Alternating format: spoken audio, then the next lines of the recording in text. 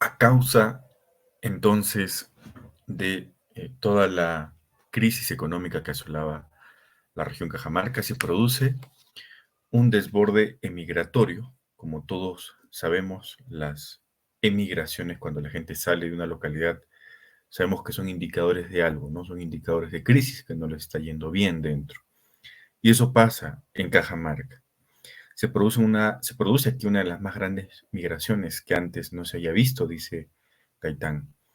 Para el año 1940, vamos a empezar con estos datos, el 11% ya de cajamarquinos residían en otros departamentos.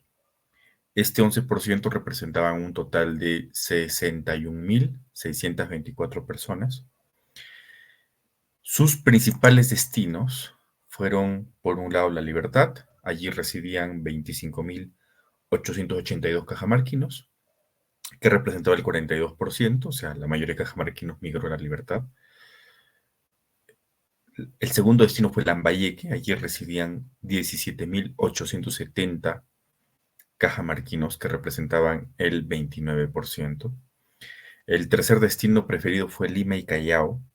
Allí residían 11.092 cajamarquinos, que representaban el 18%. Y otros que migraban a otras partes fueron un total de 6.779, un total de 11%. Esta emigración va aumentando con el tiempo, vamos a verlo en las estadísticas. Para el año 60, o sea, 20 años después, porque las estadísticas que di anteriormente fueron del año 1940, para el año 1960 se van 138.000 personas, que es como un 16% de la población total. Igual, sus destinos son casi los mismos, son la costa norte, Lambayeque, La Libertad, Lima y Callao, aunque desde el año 60 empiezan a migrar también hacia la región de Amazonas. Para el año 72 se van 333.323 migrantes, un 33% para los mismos destinos. Para el año 81 se van 374.914 personas, un 30% de la población total. Aquí se abre, además de los destinos preferidos, Lambayeque, La Libertad, Lima y Callao, Amazonas, se abre un nuevo destino que es San Martín. Para el año 93 emigran 482.434, un total de 37,17%. Evelio nos dice, para no hacernos tantas bolas, que entre el año 1961 y 1993 salen en total 1.298.000 personas, 776, teniendo como principales destinos los mismos destinos que ya mencioné hace un rato: La Libertad, Lambayeque, Lima, Amazonas, San Martín y otros lugares. El caso de San Martín es curioso porque pues habían tierras vírgenes, era una región que recién se aperturaba, y los cajamarquinos como que colonizamos nuevos pueblos como Nuevo Cajamarca, Nuevo Jerusalén, Naranjos, Naranjillos, Aguajún, San Juan del Río, Zorritos, Aguas Verdes también, Aguas Claras, Jorge Chávez, La Unión, Palestina y San Francisco. Los pobladores cajamarquinos que llegan a estos lugares son esencialmente de Cutervo, de Chota, de Hualgayoco y de Santa Cruz. Se va a producir también una desarticulación del departamento de Cajamarca en estos años. Eh, Como ya les había comentado en otros videos, las vías del Capañán, y esto es importantísimo, ¿no? Porque permite comprender un poco el problema. Las vías del Capañán, que son vías prehispánicas, que construyeron los incas, los caxamarcas, y que conectaron, digamos, a Cajamarca de forma longitudinal, es decir, eran vías que conectaban toda la sierra, ¿no? Si nosotros tenemos al mapa de Cajamarca aquí en mente, vamos a ver que la ruta de la sierra, la ruta longitudinal, te conecta desde el más extremo norte, que pues sería Cutervo, eh, hasta el más extremo sur, que sería Cajabamba. Esa es toda la ruta longitudinal que conecta varias provincias. Esa ruta longitudinal de la sierra se desestructura de alguna forma porque a principios del siglo XX eh, había un cierto boom económico aquí en la zona y se empiezan a construir carreteras carrozables, pero que conectan Cajamarca con la costa norte, porque además la demanda de productos cajamarquinos viene de la costa norte. Debido a esto, debido a estas carreteras carrozables transversales, es decir, ya no son así pues longitudinales de largo, ¿no? Que conectan toda la sierra, sino que estas carreteras carrozables que conectan a Cajamarca con la costa son así, transversales. Y de esa manera Cajamarca se fragmenta, se desarticula y se crean como tres polos, ¿no? El polo norte de Cajamarca, en donde está Jaén y San Ignacio, y que se van a conectar por la carretera Jaén-Olmos con Chiclayo, con la parte de Chiclayo para este lado. Van a integrar también a San Ignacio, a Jaén, con Piura, con Lima, ¿no? La parte centro de Cajamarca, que va a conectar a Cutervo, Chota, Hualgayoc y Santa Cruz, eh, y también San Miguel con Lambayeque, por medio de la carretera Cochabamba, Llama, Chongoyape, Chiclayo, ¿no? Y que es una carretera que no pasa por San Miguel, sino está un poquito más hacia el norte. A excepción de Hualgayoc, dice Gaitán, porque Hualgayoc sí se logra integrar con Cajamarca. Y también a diferencia de Santa Cruz, porque Santa Cruz sí se conecta ya totalmente con Lambayeque y se desconecta totalmente de Cajamarca, ¿no?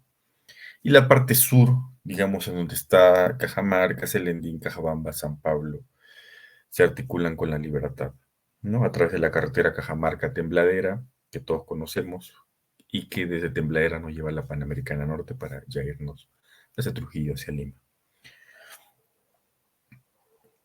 Bueno, estas vías, todas las que acabo de mencionar, son vías afirmadas pero sin asfalto, tampoco tenían un plan de mantenimiento anual, así que en tiempos de lluvias, de fenómeno del Niño, eran absolutamente intransitables, ¿no? O sea, que nos desconectaban de la costa, ¿no? Para el año 78, el gobierno militar, ya estaba Morales Bermúdez, concluye el asfaltado de la carretera Tembladera-Cajamarca, mejora la conectividad a la costa, también mejora el asfalto de la carretera Jaén-San Ignacio con Chiclayo, Piura y Lima, eh, para eh, Ray, Ray Brownlee, que es un técnico de Proderín.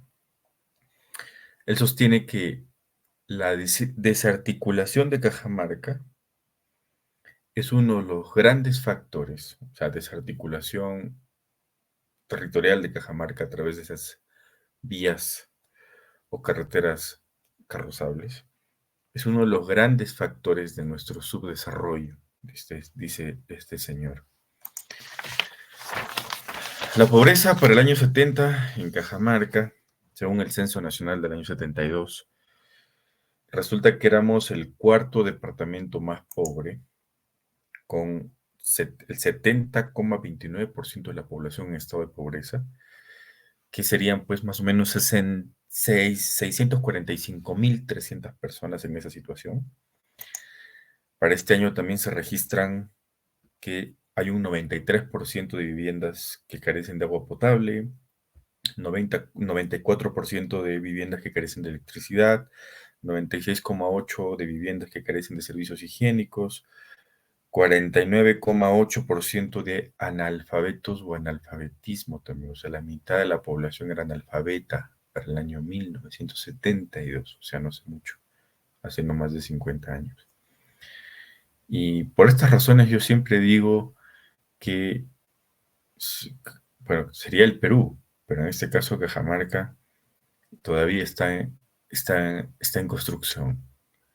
Todavía es un proyecto que está haciéndose, digamos, ¿no? Ha habido mucha desidia por nuestras élites, digamos, estatales, élites también económicas, que durante más de 5 siglos o cerca de 5 siglos no han construido pues las grandes obras de infraestructura que hubiésemos necesitado, no construyeron planes de desarrollo, nada de eso. Ellos solamente se instalaron en los distintos pueblos, extraían la riqueza de allí, después cuando había crisis se quitaban y dejaban a los pueblos así abandonados, como quedó Cajamarca después de todo esto.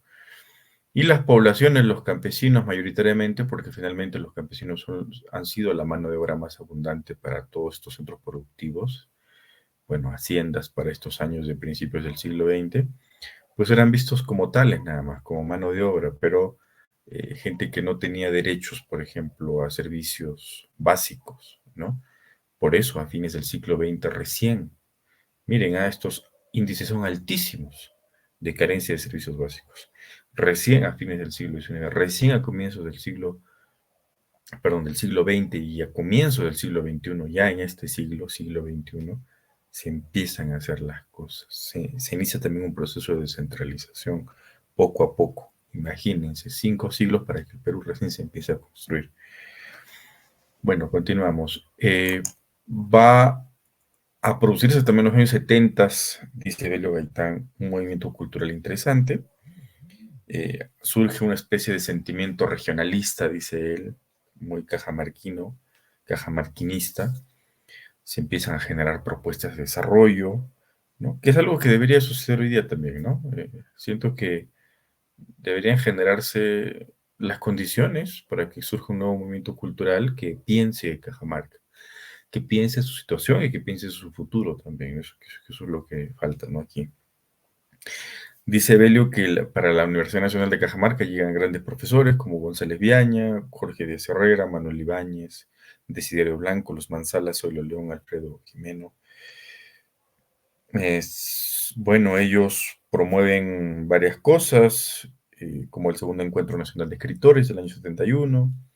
También hay otras figuras como Fernando Silos Antisteban, Luis Iberico, René Casanova, Marco Barbosa, que también impulsan la investigación histórica y social para Cajamarca. La investigación histórica y social es bien importante y es precisamente una de las razones por las que estoy yo grabando estos videos, y es porque nos permite saber cómo Cajamarca estaba estructurada en el pasado, cuál era la dinámica económica y social en el pasado, por qué razón nos encontramos en esta situación hoy.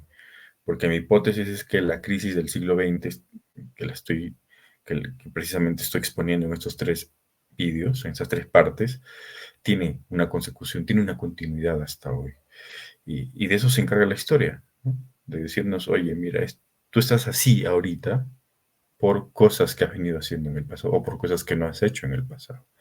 No, la historia no es solamente ese conjunto de datitos, de fechas y de personajes ilustres que nos han enseñado que, que es así en las escuelas, ¿no? La historia no es eso precisamente. La historia también ayuda a pensar y a reflexionar sobre el pasado, para el presente y para el futuro. También está el ingeniero Pablo Sánchez, quien pues crea varios proyectos de forestación, uno de ellos llamado Poncho Verde.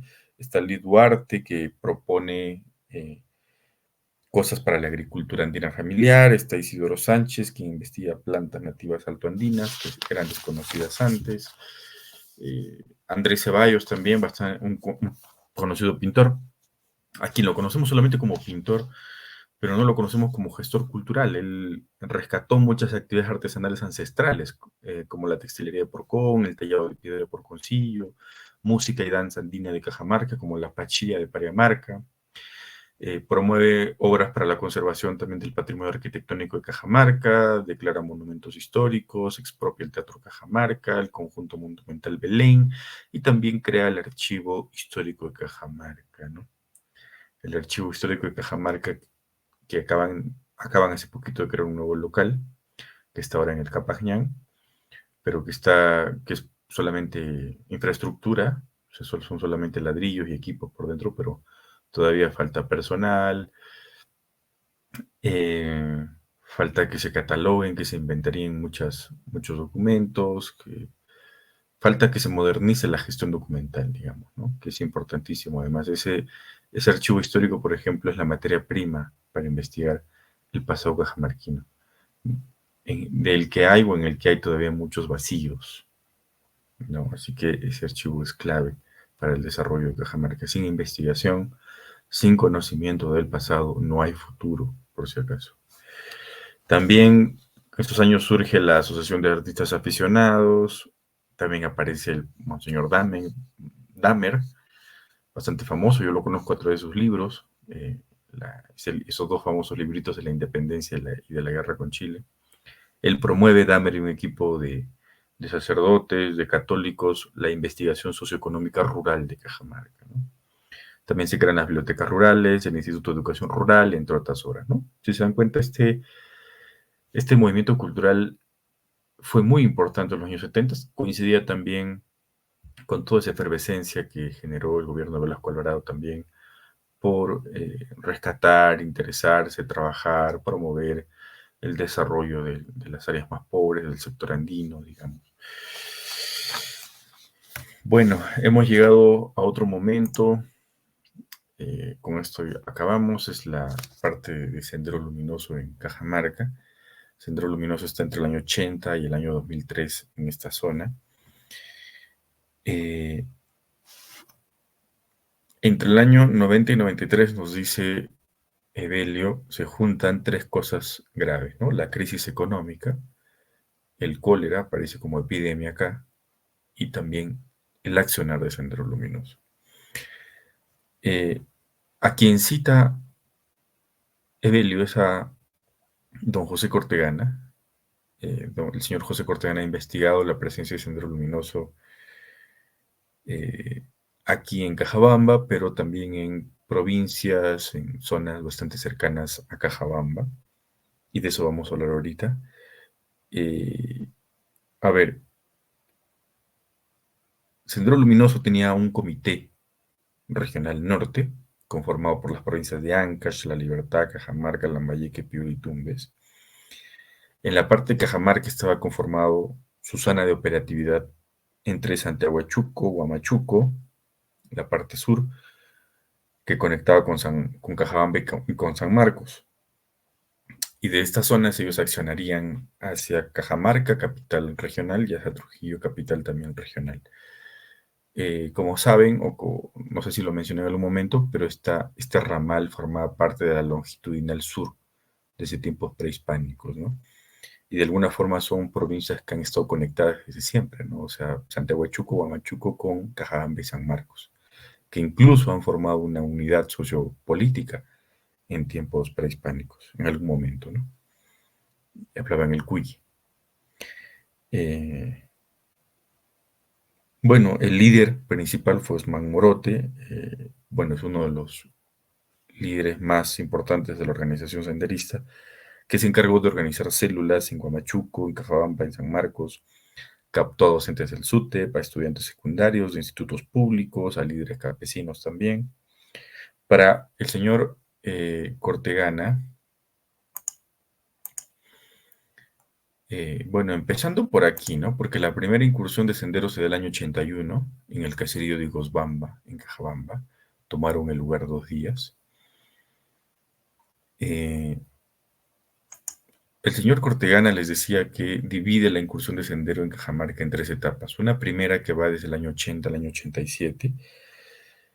Intervienen en el caserío de Igosbamba, ya les dije, por 2 días, en mayo del 81.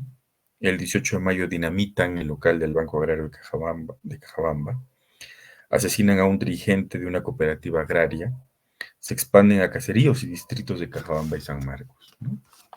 En una segunda etapa, bueno, ya fortalecen su presencia, afianzan su presencia aquí, entre el año 88 y el año 92. Ya dominan Cajabamba y San Marcos, tienen sólidas bases en Condebamba, en Araqueda, en Cayuán, en Cachachi, en toda la zona de la ribera del Marañón. Su accionar mayor se dio entre el año 89 y 92. Fallecieron entre esos años 71 personas, entre autoridades, campesinos, senderistas y policías. liquidaron o promovieron la liquidación de las cooperativas agrarias creadas en la Reforma.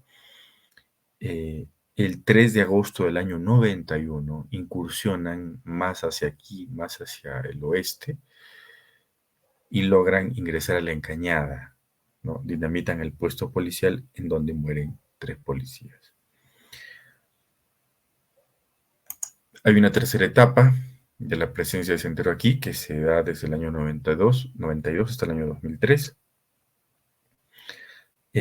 Durante esta época ya desciende la violencia. De hecho, entre el año 92 o 93 capturan a Abimel Guzmán, líder máximo de la organización terrorista, pero aquí en la región norte capturan también a líderes de Sendero en Araqueda, en Cajabamba y Chocán. Matan a 6 terroristas en Caibán, Ventanillas y Muyop San Marcos. Se instalan también bases antisubversivas en Chuquibamba, Luchuamba y Araqueda, en Cajabamba. El año 94 se enfrentan Techo en San Marcos, policías y senderistas, y mueren 3 senderistas. Y las últimas acciones son del año 2003, cuando Sendero hace pintas, ya nada más, entre Chancay, Chirac y Cachachi. Bueno, si se dan cuenta, todo se mezcló durante estos años, se mezcla la crisis económica, se mezclan las epidemias, se mezcla también la migración, mucha gente se va, se mezcla el terrorismo senderista, que también fue otro de nuestros grandes males y probablemente causas también del subdesarrollo. O sea, ellos querían acabar con el subdesarrollo y ellos creo que aportan, ¿no?, al subdesarrollo y a la agudización de nuestra situación de por sí ya mala, ¿no?, en esos años.